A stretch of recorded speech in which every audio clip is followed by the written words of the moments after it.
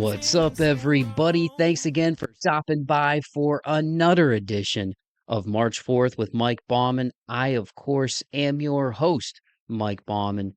Whoever you are, wherever you are listening from, thank you so much for checking out the Badcast. If you're a returning listener, I greatly appreciate your continued love and support. And if you're a brand new listener of the show, man, thank you so much for hopping aboard that pirate ship. You can follow me on Instagram at March 4th Pod. I am on YouTube at March 4th Pod. I'm over there on the TikTok at March 4th Podcast. Hey, you know what? If you made it here, then that means you found me somehow.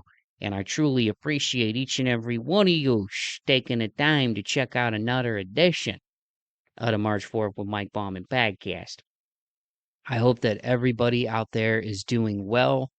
As of the airing of this episode, not the recording, but the airing of this episode, it will be my 37th birthday, man. So I just want to say thank you to all of you for the birthday wishes, my family and friends and loved ones and people out there who check out my stuff. I never really make a big deal out of my birthday. Um, and every year, man, I think especially as you get to be my age, and I'm not old, but I'm getting older, and especially the way things have kind of unfolded in our world over the last few years, and even in my personal life, and just death and heartbreak and things that happen that are all part of life. It's kind of given me a refreshed perspective, man, about how precious our days are and how fragile life is and how grateful I am to be alive, to be healthy, to have the support system that I do, to have the family and the close friends that I do. I'm a really fortunate cat to be in the position that I am, that I'm in, and to be able to do this podcast and have the space to create, and give people a platform to talk about their creative pursuits or things that they've pushed through in their lives, in the hopes that it inspires all of you to go chase your dreams and push through adversity, whatever that looks like, however that manifests, whether it's anxiety, depression, heartbreak, death, self, you know, doubt. There's a lot of things that all of us struggle with. There's a lot of things that a lot of us struggle with silently. And I'm here to tell you, just know how much you're loved, know that you're worthy, know that you're worth it, and know that there are people who really care about you, man. And on your darkest day, truly understand that the light is coming, man. And you gotta keep grinding. You gotta keep your head up. You gotta push through that darkness. And once you get to the light, man, it's gonna it's gonna you're gonna you're gonna have a renewed perspective after you've gone through all that ugly stuff. It's hard to understand it when it happens, and I'm literally speaking from experience right now, and I didn't know that this is how I was going to start this episode. This is just kind of like a stream of consciousness, I guess, as I'm sitting here recording on a beautiful evening here in Tennessee, man. um but yeah, when you're in the thick of difficulty, it's emotional pain, physical pain, spiritual pain.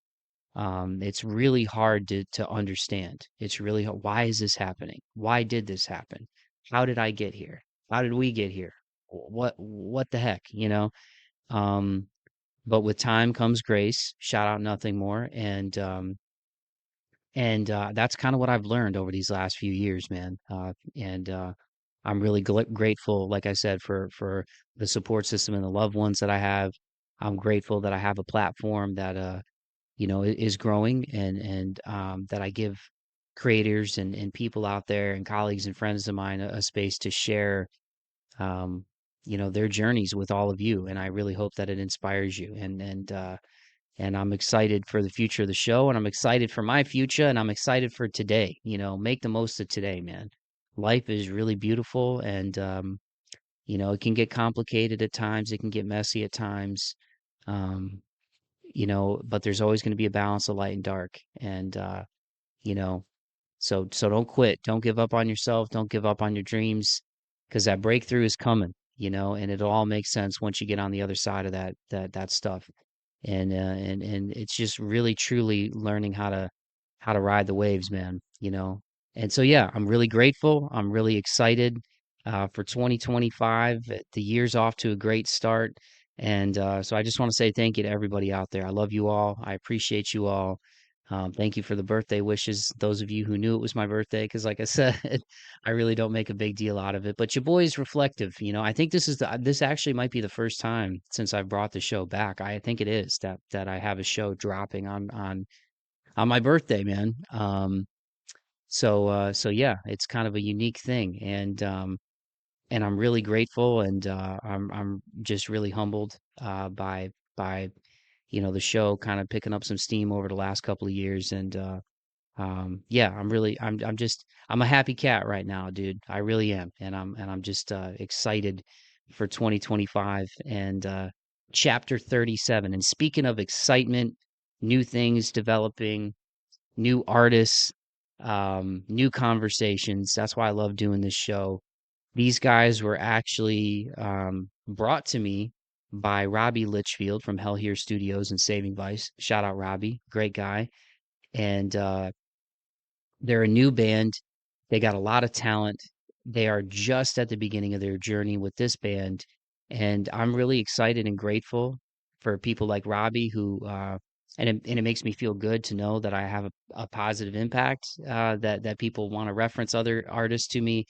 But these guys are awesome. They're very talented, and again, they're in the genesis of something awesome, and they're coming from a neck of the woods where there's a lot of awesome metal. They are none other than Destined for Doom, Salem, Massachusetts deathcore band. Trent and Danny, we got on this one. Trent reached out to me on Instagram and was kind enough to send me some material that they've been working on with Robbie, which I'm going to still kind of keep hush hush because I don't want to spoil anything that the band is going to be revealing in the coming months. What I can tell you is that as this episode hits your guys' ears, we will be 10 days out from the debut single Vindictive from Destined for Doom, which is dropping on March 14th. And these guys are sick, man. Trent and Danny, super talented dudes, talented musicians. And it was really cool to get them on here, man, and do their first podcast. Like, I think I've been that experience for several artists now, and it's cool to be kind of a gateway for them to have a platform to talk about their music and how they got to where they are and how they got into heavy music. Y'all know I'm a big heavy music fan, and I'm a genuine fan of what these guys are doing. Obviously being a deathcore band, their inspirations range from everybody from Thy Art Is Murder to Chelsea Grin, Bring Me the Horizon, Whitechapel, Amur, Signs of the Swarm, Devitalized, among others, Knock Loose. They actually put a playlist together of a lot of their influences, and it's pretty dope. I'll link that in the podcast description as well. But really good guys, man. And like I said, it's always cool when I can get people at the start of their journey too, because I think these guys have a really bright future ahead of them. And it was really cool to learn about their friendship and how they linked up and the irons that are in the fire for Destined for Doom. So without further ado, I'm going to shut my big yapper and give you guys my conversation with Trent and Danny from Destined for Doom. Here it is.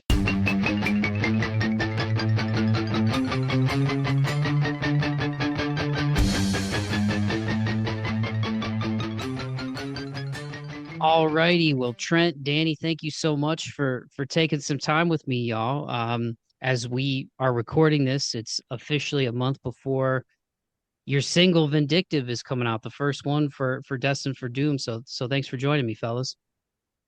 Yeah, it's a pleasure. I love what you got going on here. And like I said earlier, before we got on here, I actually was watching you before, so I was like super interested to hop on here with you. Well, thanks, dude. I appreciate it. And since we got two of yous, before we officially get into all things Destined for Doom, why don't you tell people your name and what you play in the band, and that way when you're speaking, people know who's talking, man. All right. I'm the vocalist of Destined for Doom, and yeah, I'm also kind of the songwriter because I actually like worked with Robbie, which we'll probably talk more about later, but me and him wrote the instrumentals together too, but yeah. All right. I'm Danny from Central Connecticut. I play guitar in Destined for Doom, and I was in another local band with Trent this past summer, and he brought me in once he finished doing these instrumentals with Robbie.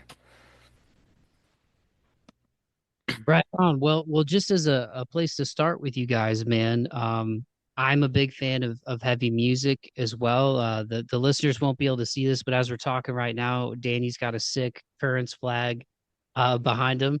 We are geeking out on them a little bit, but how did each one of you guys get into heavy music? Was it a band? Was it a relative? Was it a song? Like what was the bug that bit you guys with this music? I've been waiting to talk to about this for a long time because like it's pretty cool in my opinion.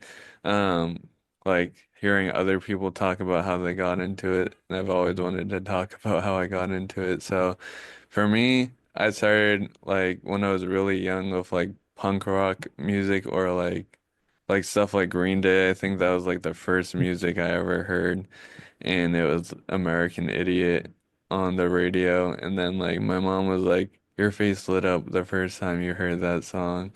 And then from there, like I played like a lot of video games growing up, like Tony Hawk, WWE and stuff. And like the wrestlers had like metal songs like CM Punk, for example, he had This Fire Burns by Killswitch Engage, and that was like my introduction to like metalcore. And then like I still love that album to this day. As Daylight Dies, like that in my opinion is like one of the best metalcore albums ever. um but yeah, and then like I kind of just kept going down the rabbit hole from there, like from metalcore to deathcore. And yeah.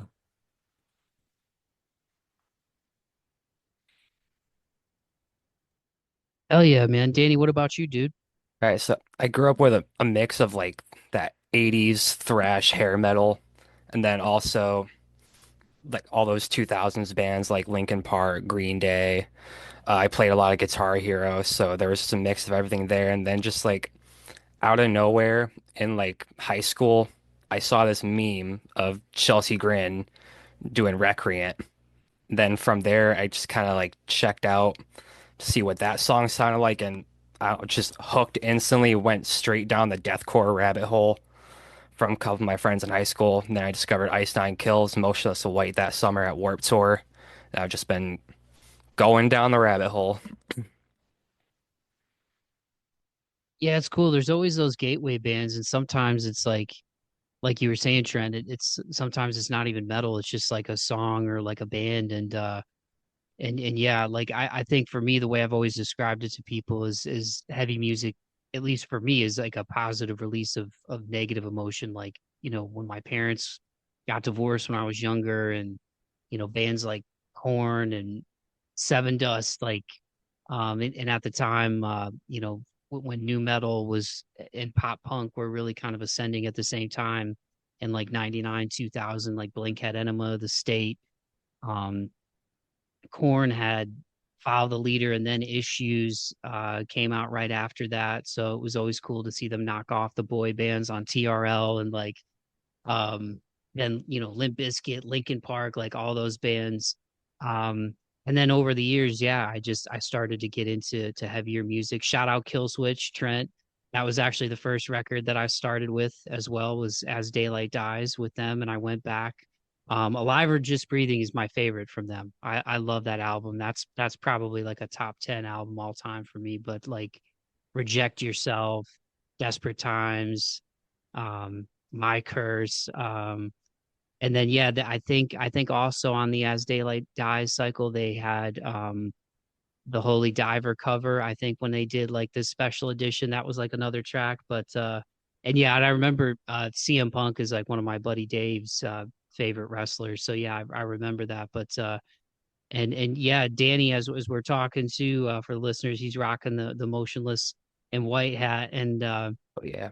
Saving Vice, who you guys have connections to, with Robbie. Shout out Robbie Litchfield of Saving Vice and Hellier Studios. They did a sick motionless and white cover. But yeah, so for you guys then, when did it progress, like as far as Danny playing and then Trent with your vocals and discovering the ability to do the things that you're doing with your voice in this genre, because it's not easy to do, and it takes technique and it takes like practice. But how did each one of you guys really, go from being fans to really starting to play and sing? So for me, one thing that got me interested in playing music, because I started out actually very young. Like the first thing I ever picked up was drums, when I was like 5 years old. And then like my mom got me like this mini drum kit, and then like I was like really into it, but then like we had to get rid of it because like the neighbors complained.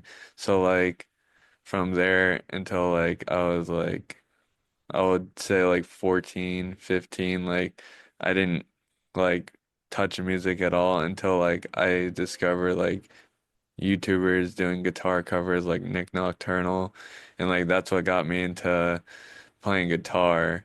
And then like I kept trying to learn guitar, and then during COVID, like I was just like there's like nothing to do. So I was just like, since I already know how to play guitar a little bit, why don't I try to learn how to do vocals a little bit? So which like I had no idea what I was doing because I was kind of just like watching videos on YouTube that are like saying what to do, but like everybody has like a different way. But like um I feel like I was heading in a good direction, especially like last year before I started working with Robbie. Like people were saying, "Oh, your vocals sound pretty good," which like I never like wanted to like I never really thought they were good because like it's kind of like one of those things where like it's hard to get used to hearing like your own voice on something. So like whenever I made the demos, I was like, I'm not sure. But then like when people like heard it, um like like when I did covers on like Facebook, like little clips, like they'd be like, "Oh shoot, like that's actually pretty sick." And then like I mentioned on Facebook like that I wanted to do like a deathcore band, and Robbie ended up seeing it, and then we ended up linking up. And then um Tyler, shout out to him because like he's the one who really helped me with my vocals a lot, coaching me. So yeah, that's basically the whole thing. That's awesome, man. Yeah, those guys are good dudes, friends of the pod. Danny, how about you, dude? When did it start to transition from being a fan to like actually getting into to being a musician and playing this stuff? I got I got my first guitar back in I think it was junior year. Started learning that pretty on and off. And then just kind of dove into it that summer. Then the more metal bands I discovered. And then like Trent was saying, Nick Nocturnal, I learned how to play metalcore off of his Ice Nine Kills covers. And I just wanted to keep learning more of that, the more bands I was discovering. And from there, I was like trying to start other metalcore, deathcore bands that never really got anywhere until I met Trent last year. Y- Yeah, so on that, how did you guys link up? Because you're in Connecticut and Trent's up in Mass. How did which, northeast, not too far apart, but how did you guys come across each other, man? So we were actually like in a different band together, just a local band, and like I was just the only guitarist in the band, but we kind of wanted another guitarist. At least I kind of did, because like I was like I want to be able to do more stuff on guitar live at least. So then they ended up finding him, and then um like it was pretty good for a little while, but like we just wanted to do this style because it was kind of a different style. So we were like, I was like, hey, I'm doing this thing with Robbie. Would you be down? And then it kind of went from there.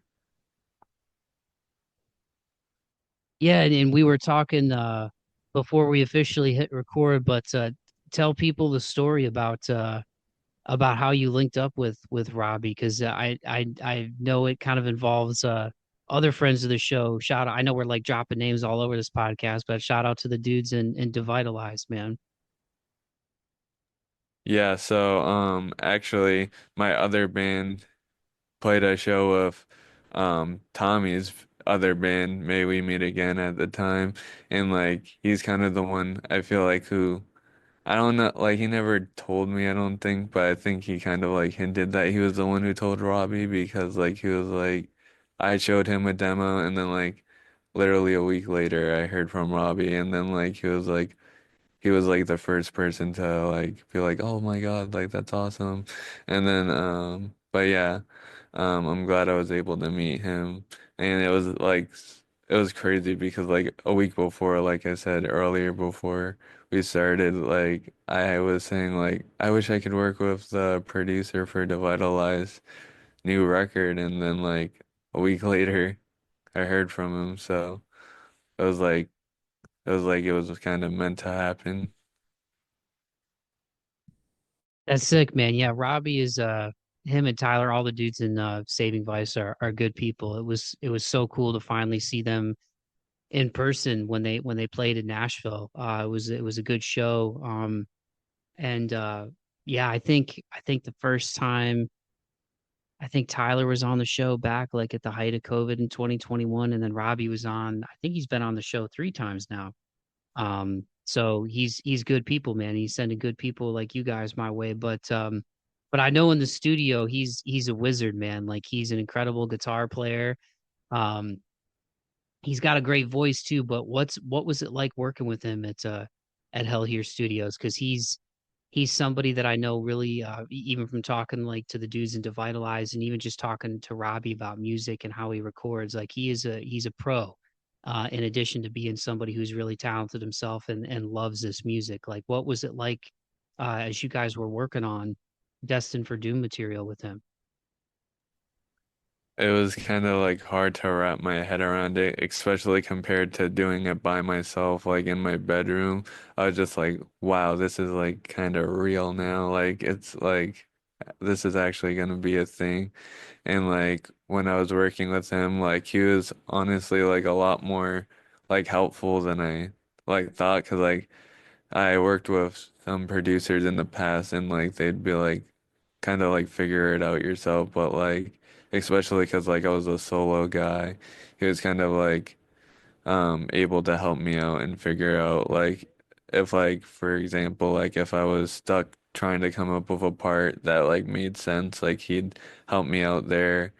Um, and yeah. And then for vocals, I'm not gonna lie, like I was like really shy because like I had only done vocals like on Facebook like videos or like in my room by myself. So it was like different doing it like actually in front of somebody. And like I was like really nervous, and like I was also nervous because like I was like, do I sound good? Because like I still had like a little bit of self-doubt, but like in the end I figured it out, and I feel like he kind of he kind of gave me like a little push to get me there because like I feel like he could tell like that I was nervous, but he knew I had it in me, and thankfully he got it out of me, and I'm really happy about that. And you said Tyler too was another guy who really helped you with your vocals. Yeah, he helped me because he was my vocal coach, and he also helped me with my lyrics because like before like I'm not gonna lie, like the lyrics I kind of like just wrote them off in my head and like didn't really give them any thought, but like we kind of sat down together, and then like I was like okay, and like like making it make sense and like making the stories make sense. So he helped me with that, and I kind of took what he taught me and then worked on them um like um when I was away, because I actually had two trips to Hell Here Studios. First was to do the instrumentals, and then uh that was in August, and then we went back. I went back in December, and that's when Danny also came along. He ended up doing some backing vocals actually, but yeah. Um, I actually had Tyler in the studio for one of the days because like I was so nervous and like still like had that self-doubt, like I don't know if I can do it, but like he kind of like motivated me. Also, I was like a little sick, so that was also something that was stressing me out, but somehow I was able to power through it. Yeah, it's one of those things, right? You don't really know what you don't really know what you're capable of until you actually do it. And sometimes it just takes other people helping show confidence in us to get us to realize what we're capable of. And the stuff that you sent me was sick. For you, Danny, what was that like um going up there with Trent and just kind of seeing how Robbie and those dudes do business up there, man. Um, I was kind of surprised when I got up there because like I had no plan on doing vocals. Then like maybe f 5 minutes after stepping in the studio, Robbie is just like, "Okay, you do some backing vocals," and I was like, "Oh, okay, th this is happening." And yeah, I didn't really think I could pull that off. How much singing had you done before that? No, not a whole lot. I'll do it like in the car or whatever by myself. So like not a whole lot professionally.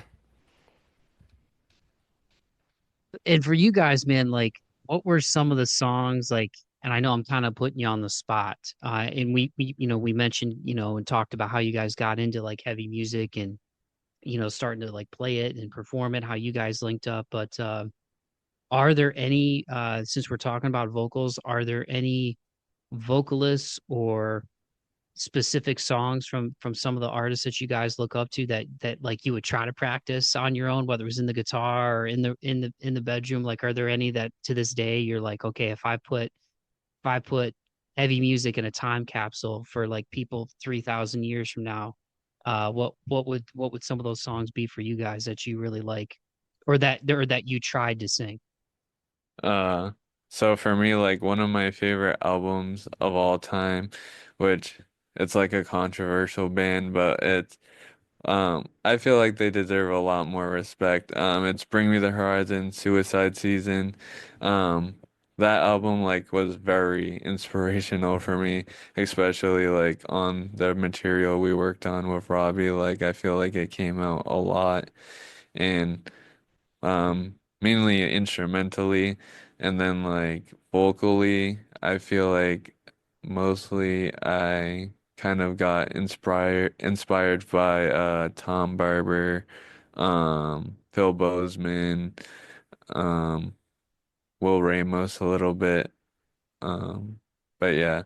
Um I listen to so many bands that it's like I like tried so hard to like sound like one person and then I like realized that I should just sound like me and that's it. Danny, how about you, man? We talking like vocals or guitar stuff? We can do a little bit of both, especially since what you got behind you right there, by the way. I'm seeing it in the corner. Is that a seven string? Oh yeah, that's my seven string. I've Awesome. been playing seven strings since about 2019. I find myself chasing a lot of those like early 2010s like MySpace deathcore tones, mainly the earlier Chelsea Grin albums, some Suicide Silence, and Signs of the Swarm's first couple albums. Awesome, man. Are there any particular seven strings that you like to play? Like what's that one in the corner back there? That's a Schecter Triad baritone. Hell yeah, man. That was my first guitar. And I just noodle in the bedroom. I can't do what you guys do. I just, have like a little amp and I sit by myself and just kind of jam out a little bit. But Mhm. yeah, Schecter makes great stuff, and I feel like especially for people who are getting into music, I this is like a free plug for them, but they make really good like quality instruments that don't break the bank, man. I think like my first one was a Damien 6, and now I just have like a C1 Stealth. It's still like a satin black finish, but it's fun to play. It's not real heavy, um, and I can like down tune it and have fun, and it stays in tune pretty good, or I can play it in standard. But yeah, they're somebody who makes like really good quality instruments for a pretty reasonable price, I would say. But yeah, shout out to Schecter. Um, but yeah, Absolutely. speaking on that, sorry before I went on that little rant there, man. yeah, as far as guitars and vocals, man, are there anybody like that that stick out to you, or some of the first songs that you learned to play on guitar, or some of the songs that you found yourself like singing in the guitar or in the car too? At first, I'd say it was probably Ice Nine Kills back when Silver Scream was first starting to come out. So you got American Nightmare, Thank God It's Friday. Yeah, those were the first songs I learned how to play. I don't like really remember when I started messing around with screaming. I want to say it was Playing with Fire by Chelsea Grin. I tried ripping off that high and I had a sore throat the whole rest of that night. Yeah, I don't think the average person realizes like what goes into being able to do that and not just like blow your voice out. It takes practice and skill. Like I remember watching a video years ago with Jared Dines, um, like just interviewing people trying to get him to do like a metal scream. And if people could do it, like there were some people that could, like they were probably singers, and then there were some people that when they tried to do it, they're like, oh yeah, that's really hard. Or they could, people could do it like falsetto, like really just like a not actually going for it, but yeah, as I've gotten into heavier music, the first one of the first vocalists that I listened to when I started to get into like more hardcore vocals and metalcore vocals and stuff was Matt Hafey from Trivium. Um, One of my stepdad's friends put put one of their songs on like a metal mix. Um, and then I started to get really into them and like to Flies. I remember listening to that one. I was like, oh, like the guitar work was sick and his vocals were sick. But yeah, shout out Matt Hafey. Ivan Moody from Death Punch was another early band as far as heavier vocals. And then obviously like we talked about Killswitch Howard, Jesse Leach. And then over these past few years, getting more into like death metal and deathcore. Guys like Will, it's Tom Barber. It's crazy. And even some of the influences, you guys put out a playlist, and I'll link it in the podcast description for everybody listening. But some of the bands we're talking about, are on there. But I thought it was cool, like the range, everybody from like Chelsea Grin to Knock Loose, Spite, Devitalized, um, Suicide Silence, Whitechapel. Um, yeah, there's a lot of range in there. And and as you guys are developing your sound like and linking up, I know Destined for Doom is fairly new. Do you guys want to talk about kind of the inspiration for the name for the band and just kind of forming this next stage with Destined for Doom? Yeah, so I came up with the band in 2021 actually. Like I just was like, what's a cool band name? Because that's when like live shows were coming back and like I saw this one local band, shout out to Cannabis Crypt. They're actually like one of my mom's friends' bands that I actually really like. But like their name was kind of cool and I was like I need a cool band name. And I was like, I love this game Doom. Like Doom, I was playing Doom Eternal and Doom 2016 a lot during COVID. So like, I was just like, how can I incorporate that into the name? And then like, I was like, well, the world's kind of ending. So, I guess we're just destined for doom. And then like, I said that and it like clicked for me. And I was like, that's a cool name. And I was like, I'm taking it. And then like, I tried making songs myself, and then like I always wanted to work with a producer because like I kind of like didn't know what I was doing, but I wasn't sure if I knew what I was doing or not, but yeah. Um but yeah, that's how I came up with the name. Yeah, like I was telling you, man, like the OG Doom, that's what my brother and I would play. We go over to our neighbor Matt's house and their like living room PC, man. Like I'm sure there's probably a bunch of YouTube videos and like playthroughs and stuff, but yeah, for the time, man, in like the mid late 90s, Doom was pretty extreme as far as like PC, just like games in general went, video games. The only other dark, like probably the other darkest game that I played was this game called Blackthorn, that my big brother Brandon got me for Super Nintendo, and that game was pretty dark. But yeah, the original Doom was pretty dark, man. It's crazy how certain franchises and even things like that when I was a real little kid, like Ninja Turtles are still a thing. It just goes to show you like cool stuff sticks around. So it's cool that Doom is still all these years later. Cause yeah, I mean, gosh, that was like 25, 30 years ago, when I first started playing Doom, man. It's nuts. But it is a sick name and the logo's cool too. Who did the logo?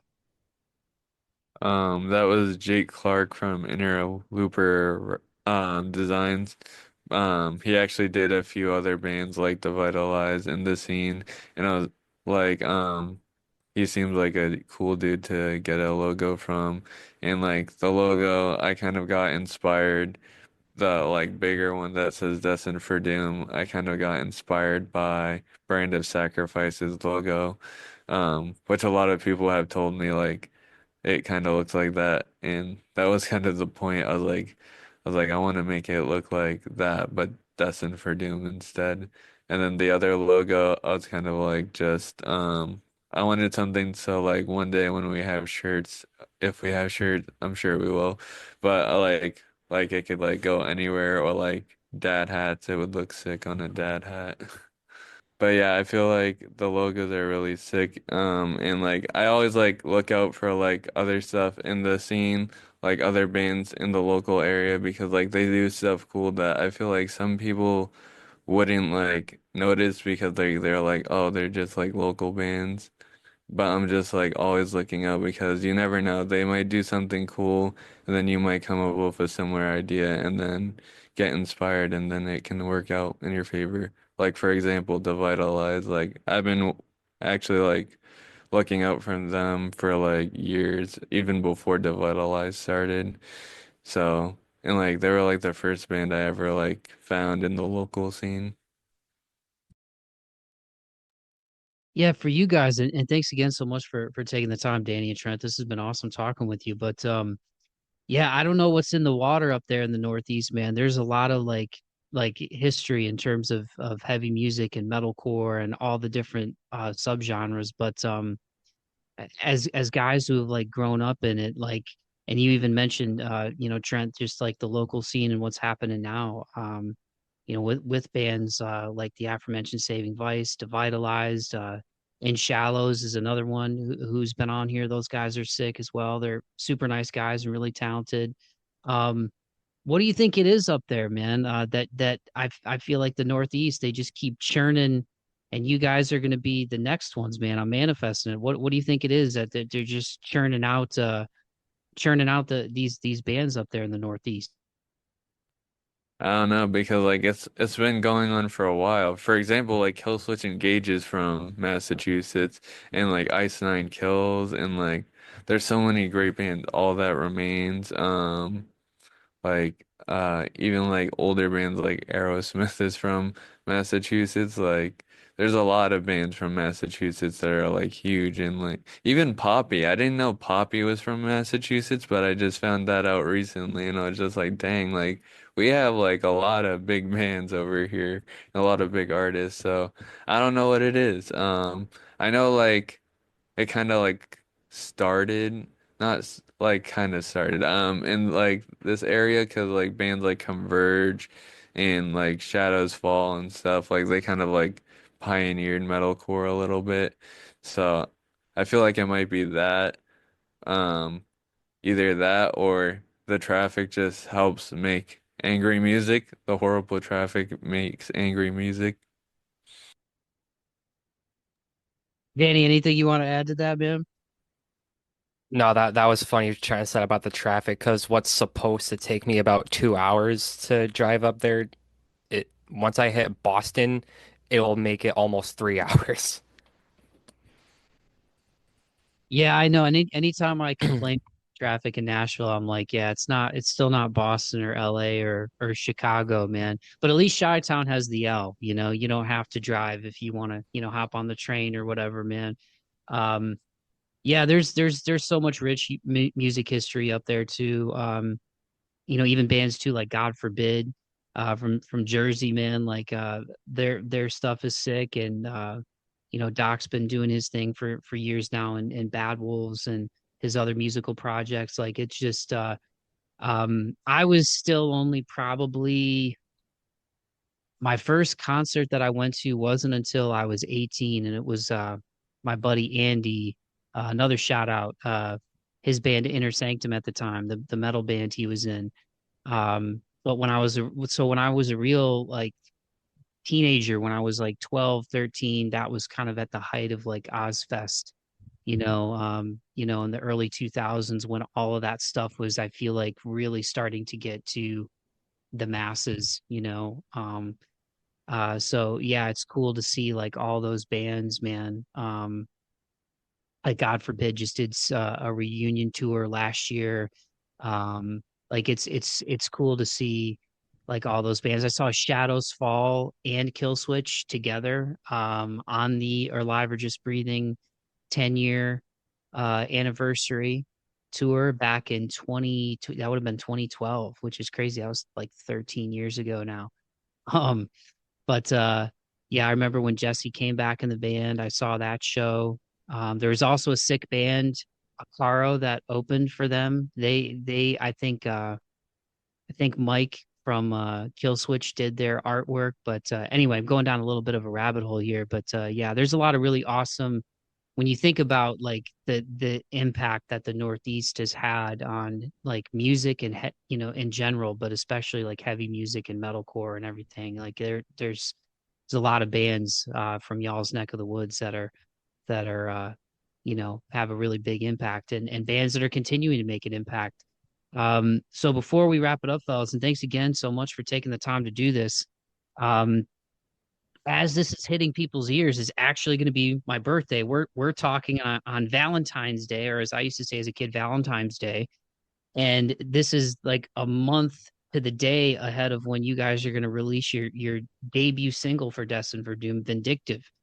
And there's a couple other tracks that Trent sent my way, which I'm not gonna spill the beans on because I know that those will hit people's ears when you guys are ready to get those out to people. But I just will tell all the listeners, and I'm not just saying it because Danny and Trent are listening as I'm saying this, but it's sick. So if you love all those bands we were just talking about, the playlist that is linked, I mean, finish this conversation for sure, but the playlist that is linked in these guys the link for the podcast description for Destined for Doom, the influences, several of whom we've mentioned, but I really feel like you guys are onto something.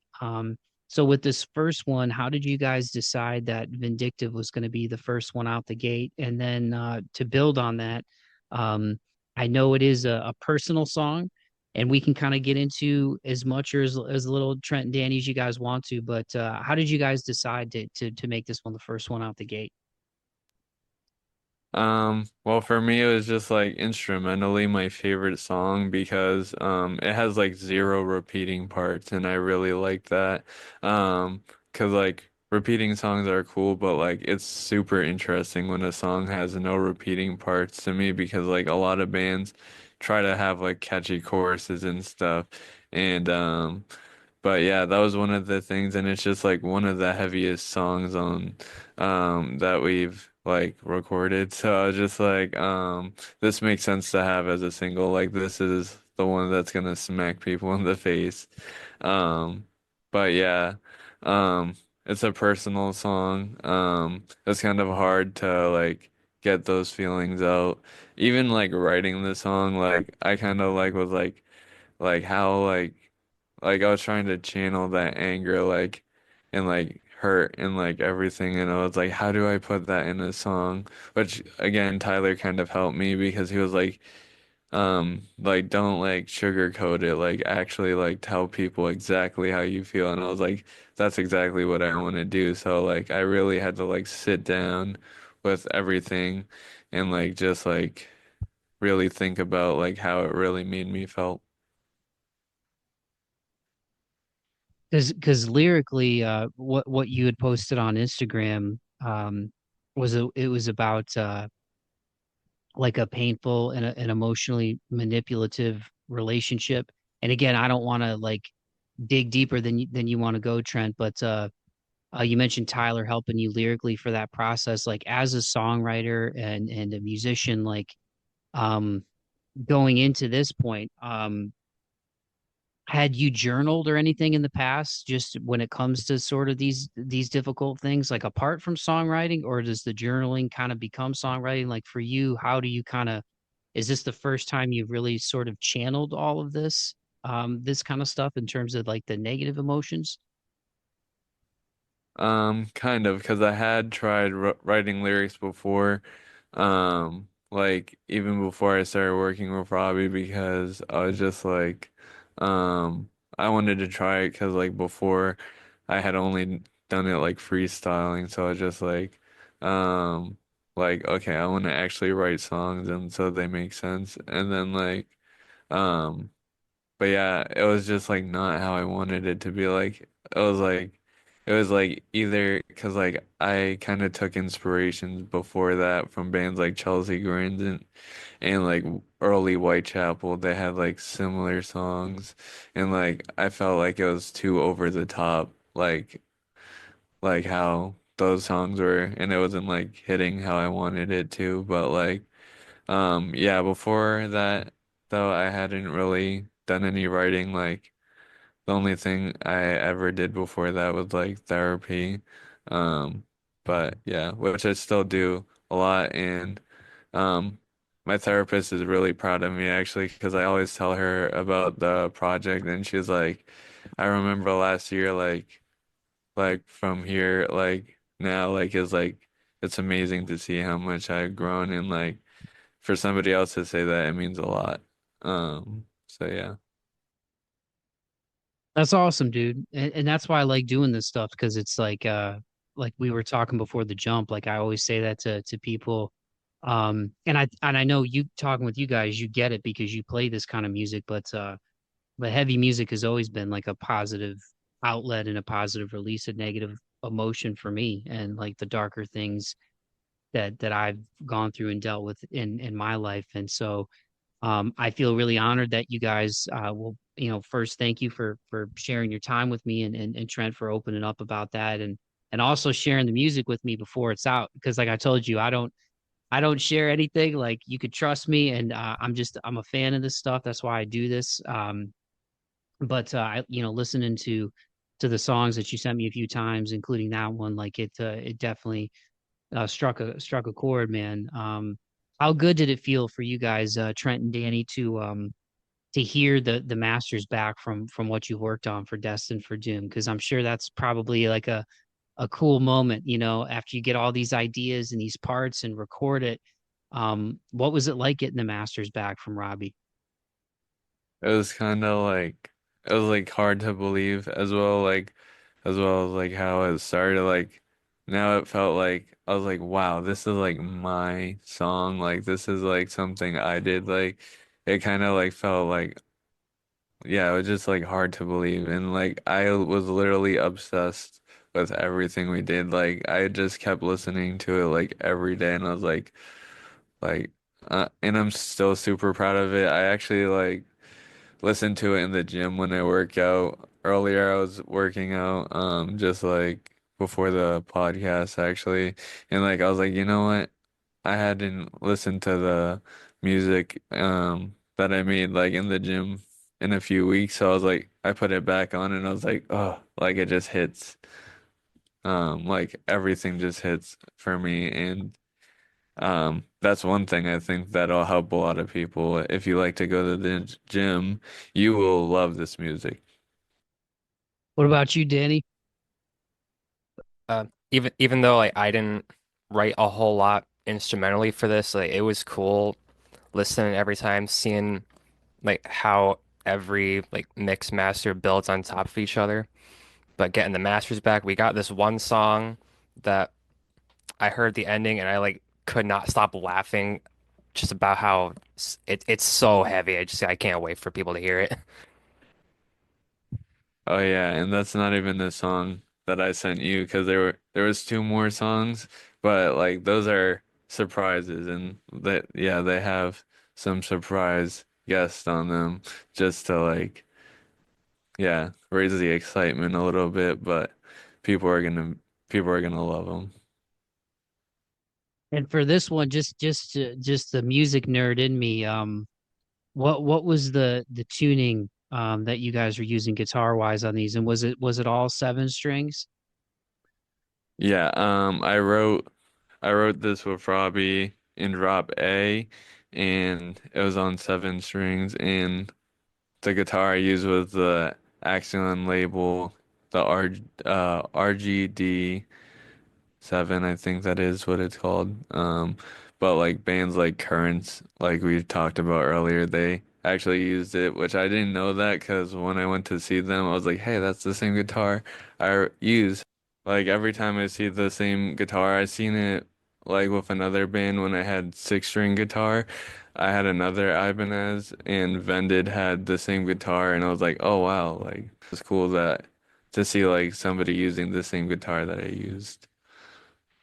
Hell yeah, man. Well, I can't wait to hear the rest of it, and I can't wait for people to hear the stuff that you guys sent me, man. I think that what I love about this music and even like this branch of metal is the technicality that goes into it vocally and musically in terms of like playing instruments in addition to singing. Like it requires like a lot of skill and precision, you know what I mean? And I think that's something to somebody who has maybe an untrained ear for more abrasive music, they don't always pick up on. They just hear loud and they hear heavy and they're like, oh. Whereas I think people like us hear it when like, oh, that's sick. You know what I mean? Like, and Yeah. you almost have to listen to songs a few times to kind of catch everything.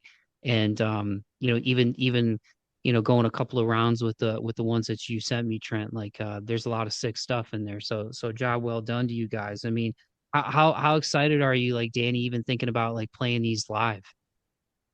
I can't wait to play these live, especially these breakdowns. Love playing breakdowns. Yeah, I'm excited to play them live as well. The one thing that's been a struggle though is finding members, but I feel like once Vindictive comes out, that'll be like something that'll grab a lot of people's attention. Um because like that was actually one of the things that motivated us to release Vindictive because like we were like worried about that. Like we don't have a full lineup and like we weren't sure about it, but we were like maybe this will like get people's attention, and we hope it does because we would love to play it live. Because for me, it's kind of therapeutic to play live, and obviously people will be excited to hear it. I feel like so it would be cool to play it for people. Yeah, I think you guys won't have any issues, man. And hopefully this will help. Um, well, Danny, Trent, this has been a lot of fun, dudes. Again, I appreciate you guys taking time with me on a Friday night. Before we officially wrapped it up, and we kind of talked about it a little bit, but with Vindictive and everything, but anything that you guys want to share, just as far as like persevering or moving forward in your lives, things that help you get through darker days or that have gotten you through darker days that you feel like might help somebody who's listening to this. Yeah, so a year ago I was in like a horrible, actually like the past 2 years from like fall of 2023 until like August of last year, I was just like feeling horrible mentally. So, but I feel like music was the one thing that helped me, and like every time like I felt like giving up, I just always had music in my mind because that's what I loved. I always want to do music and it's something I want to do as a career, hopefully.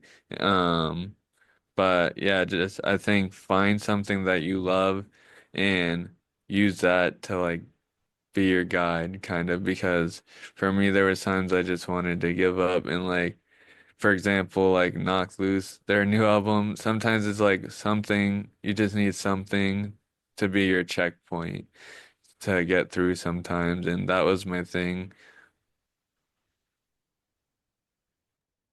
Appreciate you sharing that, man. Danny, how about you, man? Any you know words of wisdom or piece of advice as far as things that have helped you?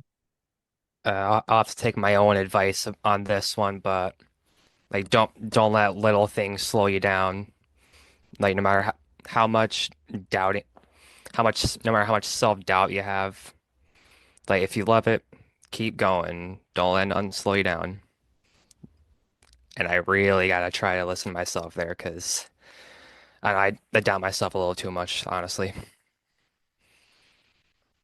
Yeah, I think everybody struggles with self-doubt, man. Like I struggle with that too. And I think it's just one thing somebody wise told me was look at your thoughts as passing clouds. We are not our thoughts. So especially those dark ones, those negative ones, like just think about them as passing clouds, like they're gonna go by. You know what I mean? Um, and yeah, I mean, and if we only get one life to live, right?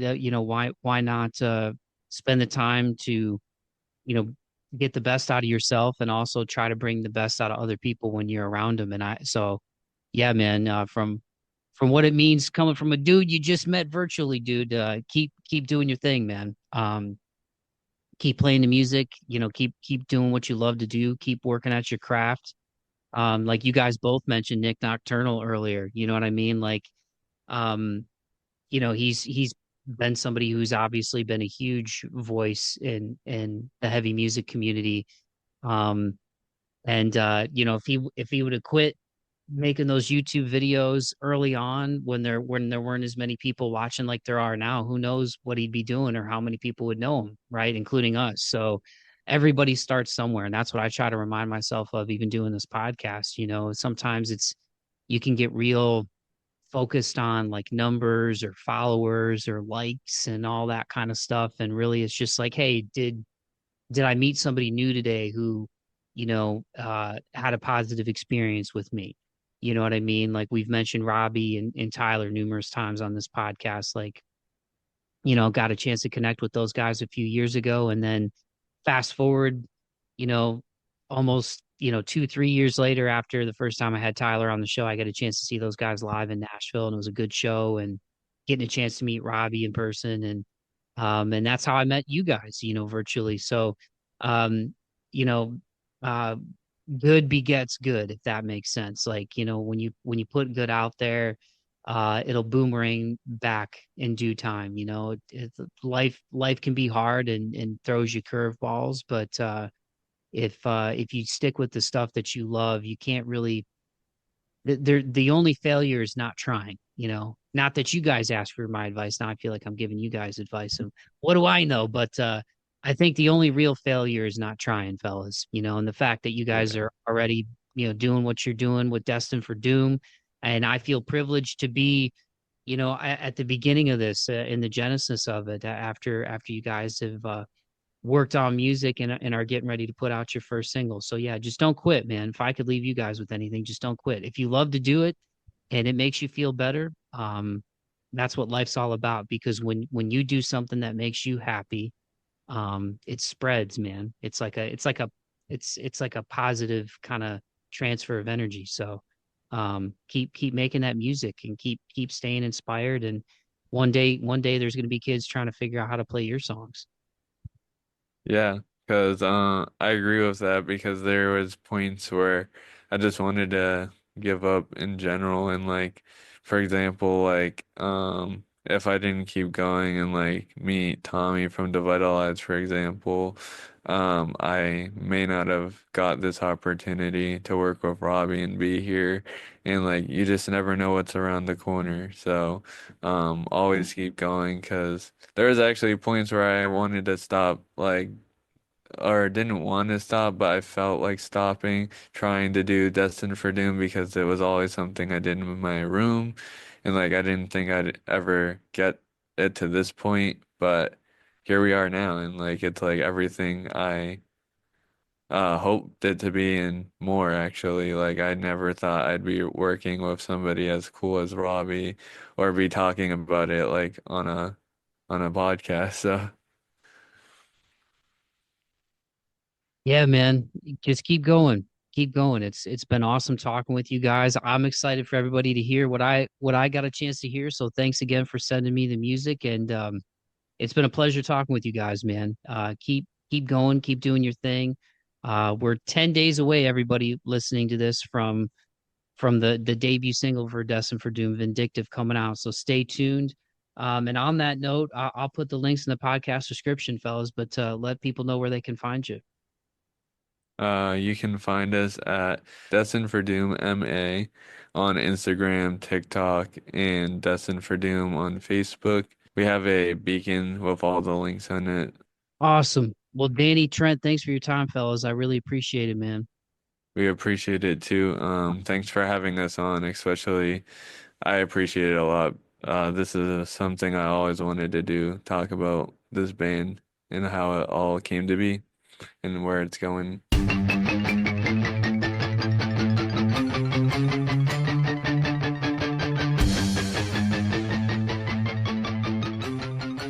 Alrighty, dighty, there you have it. That was my conversation with Trent and Danny from Destined for Doom.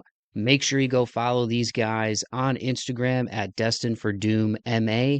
The links to all of their stuff will be in the podcast description for this episode. So just scroll down to the bottom of that podcast description, hit those links, and go follow and support Destined for Doom, especially if you are a fan of deathcore.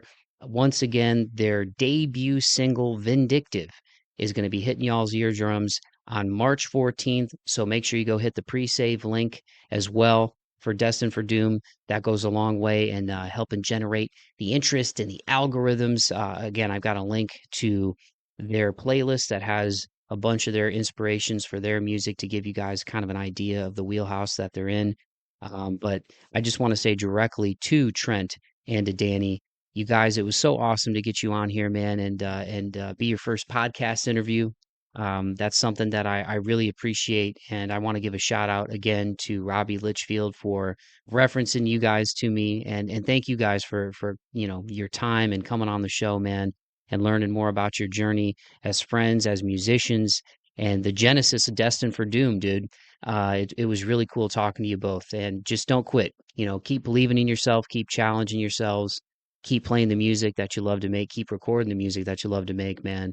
I really appreciate the time. And again, there's something in the water up there in the Northeast here in the States, man, because it really has just produced so many awesome heavy music acts over the years. And we talked about a bunch of them, man, on this show. And I really appreciate the time, and I think that you guys have the ability and the talent to do what you want to do with Destined for Doom, y'all. And I'm not just saying that because you're kind enough to come on the show. So just don't quit.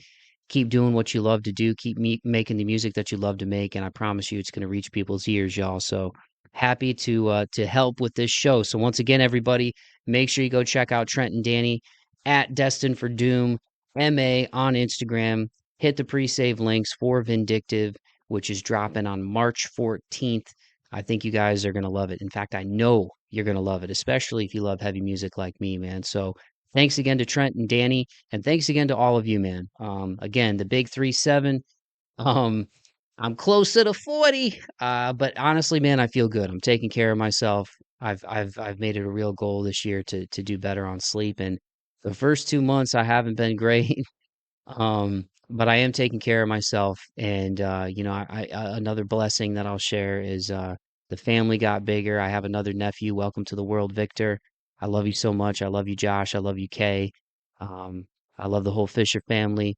It was great to get to meet y'all at the holidays, man. And it's just we got another new Pistons and Lions fan in the family, and I know some of y'all might be like, "Yo, why are you just putting that on your like newborn nephew?" I'm just saying, man. He was born in Michigan. He's got a lot of Detroiters in his family, and his parents are Pistons and Lions fans. So I'm gonna do my part as an uncle to show him Detroit basketball and Detroit Lions football. But I love you, Josh and Kay, and I love you, Vic. And it's just so cool that she named him after our grandfather, and his middle name is named after Josh's mother. Man, it was just really cool. Again, there's light and dark in the world, y'all.